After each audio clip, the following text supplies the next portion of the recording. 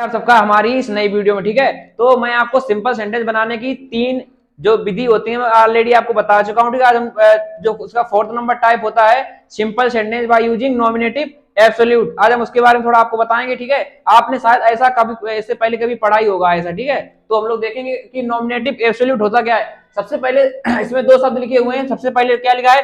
Nominative, दूसरा शब्द लिखा हुआ है एब्सोल्यूट। अब हमें इसका मतलब तो जानना चाहिए ना कि नॉमिनेटिव मींस क्या होता है, एब्सोल्यूट मींस क्या होता है। नॉमिनेटिव का मतलब होता है सब्जेक्ट, ठीक है, उस वाक्य में जो भी सब्जेक्ट होगा, और एब्सोल्यूट का मतलब क्या होता है? स्वतंत्र। तो हमें इस नॉमिनेटिव एब्सोल्यूट में करना क्या है? हमें सब्जेक्ट को क्रिया से स्वतंत्र कराना है। ठीक है, देखो जब तक क्रिया फाइनाइट रहेगी तब तक सब्जेक्ट आपका स्वतंत्र नहीं होगा। अब हमें क्या है कि हम नॉन फाइनाइट में अगर उस क्रिया को बदल देंगे तो हमारा जो सब्जेक्ट हो जाएगा वो क्रिया से स्वतंत्र हो जाएगा। हम आपको यही समझाना चाह रहे हैं इस वीडियो में। ठीक है, तो सबसे पहले यहाँ पे देखेंगे क्या है ये, मतलब इसका हम लोग प्रयोग करेंगे कब, इसको कब जोड़ना है। ठीक है, मैंने ऑलरेडी सब कुछ यहाँ पे लिख दिया है। ठीक है, कब जोड़ेंगे इसको? जब अलग अलग वाक्यों की कर्ता अलग अलग हो, जब अलग अलग वाक्यों कर्ता अलग अलग हो तथा वाक्यों में कारण तथा परिणाम का संबंध हो। एक तरफ रीजन होगा, एक तरफ रिजल्ट होगा, तब हम यूज करेंगे किसका? नॉमिनेटिव एब्सोल्यूट का यूज करेंगे। ठीक है, इसमें अब इसको जोड़ना कैसे है कि इसको बनाएंगे कैसे? ठीक है, इसकी क्या ट्रिक्स होती हैं?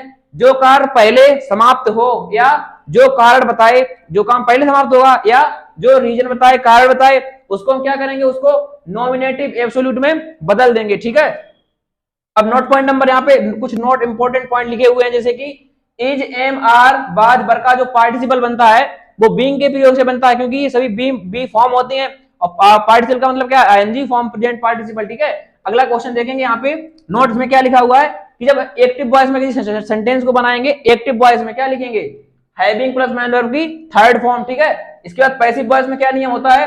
Having been plus main verb की थर्ड फॉर्म। आप लोग इसका जो ये नोट्स लिखे हुए हैं इसका आप आराम से स्क्रीनशॉट ले सकते हैं। ठीक है, बाकी क्वेश्चन आपको अगली स्लाइड में तुरंत मिलेंगे। अभी हम लोग देखेंगे यहाँ पे, देखो नॉमिनेटिव एब्सोल्यूट के क्वेश्चंस, तो इसमें टोटल होते हैं 3 टाइप। तो हमने प्रत्येक क्वेश्चन के 2-2 क्वेश्चन यहाँ पे, प्रत्येक टाइप के 2-2 क्वेश्चन लिख दिए हैं। ठीक है, हम आपको एक एक टाइप पूरा समझा देंगे अच्छे से। उसके बाद आप किसी भी बुक का क्वेश्चन लगा लेना, चाहे वो एक्सीलेंट की बुक हो, न्यू स्टाइल की बुक हो, कोई सी भी बुक मार्केट में जो भी किताबें आपकी अवेलेबल 12th के लिए, आप क्वेश्चन लगाना। ठीक है, कोई डाउट हो आप कमेंट बॉक्स में क्वेश्चन डाल सकते हैं, यहाँ पे समझेंगे हम लोग। पहला क्वेश्चन लिखा हुआ है the weather was stormy the plane got late. ठीक है, मौसम तूफानी था, द प्लेन गॉट लेट, जो प्लेन था वो देरी से आया, देरी से हो गया। ठीक है, तो हमने आपको क्या बताया था? जब आपको इज, एम, आर, बाज, बर मिल जाए, ठीक है, तो उसका जो नॉमिनेटिव एब्सोल्यूट बनता है वो बीइंग के प्रयोग से बनता है। ठीक है, तो क्या करेंगे यहाँ पे हम? द वेदर, वॉच की जगह लिख देंगे केवल being, the weather being stormy. ठीक है, स्टॉर्मी, उसके बाद छोटा सा कॉमा लगाएंगे, द प्लेन गॉट लेट। ठीक है, ये आपका करेक्ट सोल्यूशन इस क्वेश्चन का हो गया। ठीक है, अगला क्वेश्चन हम देखेंगे his behaviour was not good, it could irritate anyone. Same concept जो पहले क्वेश्चन में हमने आपको बताया, सेम कॉन्सेप्ट इस क्वेश्चन में भी लगेगा। ठीक है, तो इसका आंसर देखते हैं हम लोग क्या बनेगा। His behaviour was not good, sorry यहां पे ये नहीं होगा। हिज बिहेवियर और बॉस के लिए हम लोग क्या लिखेंगे? Being, his behaviour being not good, being not good, इसके बाद लिखेंगे क्या? दूसरा सेंटेंस आप ऐसे ही उतार देंगे, it could irritate, it could irritate any one.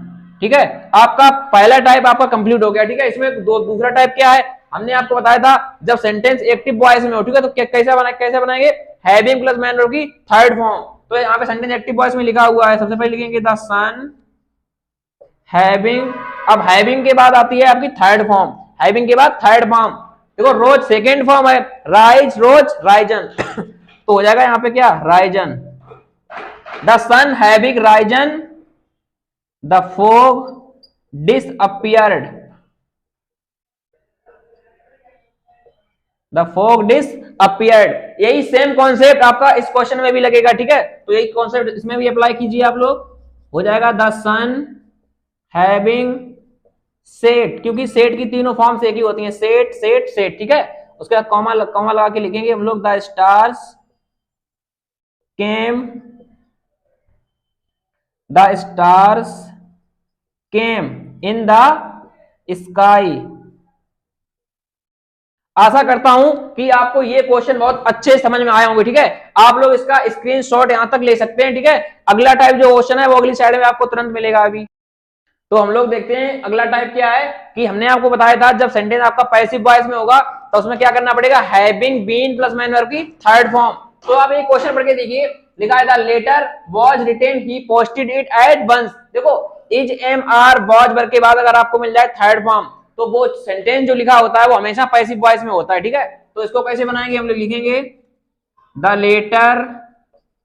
अब यहाँ पे देखो वॉज रिटेन है ना, तो सेंटेंस इन पैसिव वॉइस में है, तो हम लोग क्या लिखेंगे यहाँ पे, having been, the letter having been written, having been written. इसके बाद लिखेंगे ही, कॉमा लगा के, कॉमा के बाद लिखेंगे he posted it, he posted it at once. ठीक है, ये सोल्यूशन आपका एक इस वाले क्वेश्चन का कंप्लीट हो गया। ठीक है, अगला क्वेश्चन देखेंगे। देखो the work was done, all were satisfied. तो ये क्वेश्चन भी आपका किसमें है, पैसिव वॉइस में लिखा हुआ कि नहीं सेंटेंस, तो इसका भी बिल्कुल ऊपर वाले सेम तरीके से बनाएंगे। क्या लिखेंगे, the work having been done, the work having been done. उसके बाद कॉमा में लिखेंगे हम लोग all were satisfied, all were satisfied.